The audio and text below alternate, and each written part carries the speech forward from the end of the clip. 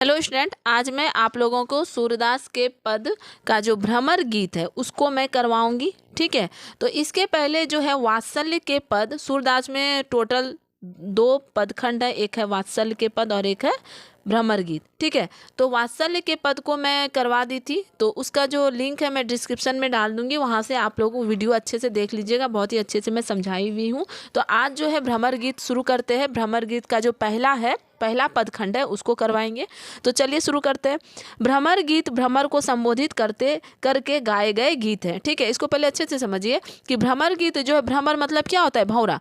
भौरा को संबोधित करके गाए गए गीत हैं। इसका उल्लेख सर्वप्रथम श्रीमद् भागवत गीता में सूरसागर के 10वें स्कंद में भ्रमर गीत का उल्लेख उद्धव गोपी संवाद से मिलता है। ठीक है, तो भ्रमर गीत को समझ में आ गया कि ये भ्रमर गीत जो है क्यों गाया गया है और किसके लिए गाया गया है। ठीक है, अब आता है प्रसंग। तो ये जो है प्रसंग, ये आप लोगों के एग्जाम में भी आते हैं कि इसका प्रसंग लिखिए। ठीक है, तो प्रसंग को देख लीजिए, क्या होगा इसका प्रसंग। सूरदास स्वगुण उपासक कृष्ण भक्त कवि हैं। अपने सिद्धांत की स्थापना भ्रमर गीत में किया है। ठीक है, श्री कृष्ण कंस को मारने मथुरा जाते हैं। कंस के वध के पश्चात वे राज्य कार्य में व्यस्त हो जाते हैं। उन्हें वापस गोकुल आने का अवसर नहीं प्राप्त होता है। इधर गोकुल वासी भी कृष्ण की याद में व्याकुल हो जाते हैं। तभी कृष्ण के मन में विचार आता है और उनकी व्याकुलता को शांत करने के लिए श्री कृष्ण अपने सखा उद्धव को गोकुल भेजते हैं। ठीक है, अब देखिए आगे क्या होता है। उद्धव निर्गुण ब्रह्म के उपासक। ठीक है, उद्धव जो है वो निर्गुण ब्रह्म के उपासक है तथा गोपियाँ जो है सगुण ब्रह्म की उपासक है। ठीक है, तो यहाँ पे ब्रह्म होगा, जो कि ब्रह्म लिखा गया है, उपासक है। और प्रत्यक्ष रूप से श्री कृष्ण उद्धव को निर्गुण ब्रह्म के ज्ञान के अहंकार को खंडित या समाप्त करने के लिए उसे गोपियों के पास भेजा। उद्धव गोपियों को निर्गुण ब्रह्म का उपदेश देने लगते हैं। तभी एक भंवरा कहीं से उड़ता हुआ वहाँ आता है। तब गोपियाँ भ्रमर को माध्यम बनाकर उद्धव को कटाक्ष करती है।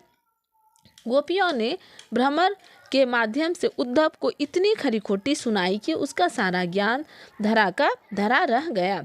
हिंदी साहित्य में उद्धव गोपी संवाद को ही भ्रमर गीत के नाम से प्रसिद्ध है। ठीक है, हिंदी साहित्य में उद्धव गोपी संवाद ही भ्रमर गीत के नाम से प्रसिद्ध है। मतलब मैन क्या है कि इसमें जो भ्रमर गीत में जो गोपी और उद्धव के बीच में जो संवाद होता है वही जो है भ्रमर गीत के नाम से प्रसिद्ध है। अब चलते हैं पद के तरफ, क्या है देख लीजिए। ख का है ये भ्रमर गीत और ये पहला प्रसंग है। उधो मन नहीं हाथ हमारे। ठीक है, अब जो है यहाँ पर उद्धव जी कृष्ण के संदेश को लेकर आते हैं गोपियों के पास। और देखिए अब जब वो आते हैं तो गोपियाँ क्या बोलती है उसको सुनिए कि हे उद्धव। उद्धव का मतलब होता है उद्धव। ठीक है, हे उद्धव, मेरा जो मन है वो मेरे हाथ में नहीं है। ठीक है, उद्धव मन नहीं हाथ हमारे। हे उद्धव, मेरा जो मन है वो मेरे हाथ में नहीं है। रथ चढ़ई हरि संग गए लय। मतलब जब हरि मतलब कृष्ण जी। ठीक है, हरि मतलब कृष्ण जी। जब कृष्ण जी रथ में चढ़कर कहाँ गए? मथुरा जब ही सिधारे। जब कृष्ण जी रथ पे चढ़कर मथुरा को सिधार रहे थे तो हमारे मन को वो अपने संग लेके चले गए। ठीक है, वो हमारे मन को अपने संग लेकर चले गए। नातरु कहा जोग हम छाड़ही। हम तो जोग नहीं छोड़ पा रहे हैं। अन्यथा मतलब नातरु का मतलब क्या होता है? नातरु का मतलब होता है अन्यथा। ठीक है, नातरु का मतलब होता है अन्यथा हम अपने जोग को क्यों नहीं छोड़ दें। अति रुचि के तुम लायो। मतलब आप जो जोग का संदेश जो लाए हैं हम लोगों के लिए बहुत ही इच्छा से लाए हैं। ठीक है, हम तो झांकती श्याम की करनी। हम लोग तो हमारा जो मन है वो अभी भी श्याम के लिए परेशान है। श्याम मतलब कृष्ण जी। हमारा जो मन है वो अभी भी श्याम के लिए, कृष्ण जी के लिए परेशान है।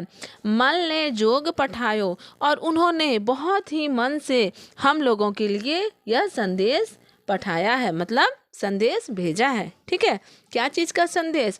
तो निर्गुणोपासक का संदेश। किसके द्वारा? तो उद्धव के द्वारा। ठीक है, चलिए अब आगे बढ़ते हैं। अजहु मन अपनो हम पावे।